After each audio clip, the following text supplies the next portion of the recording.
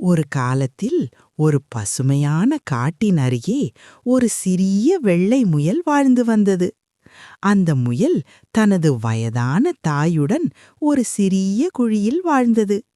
அவர்கள் ஏழையாக இருந்தார்கள். சாப்பிட உணவு மிகவும் குறைவாக இருந்தது. ஒவ்வொரு காலையும் முயல் காய்கறிகளையும் புல்களையும் தேடி வெளியே சென்றது. ஒரு நாள் பெரிய புயல் அருகிலிருந்த விவசாய நிலங்களை அழித்தது. அந்த நாள் முழுவதும் முயலுக்கு உணவு கிடைக்கவில்லை. சோகமும் சோர்வும் கொண்டு முயல் தொடர்ந்து நடந்தது. வழியில் தரையில் காயமடைந்த ஒரு பறவையை அது பார்த்தது.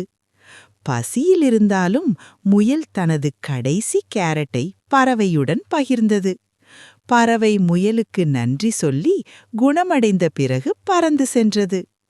அடுத்த நாள் அந்த பறவை பல காட்டு நண்பர்களுடன் மீண்டும் வந்தது.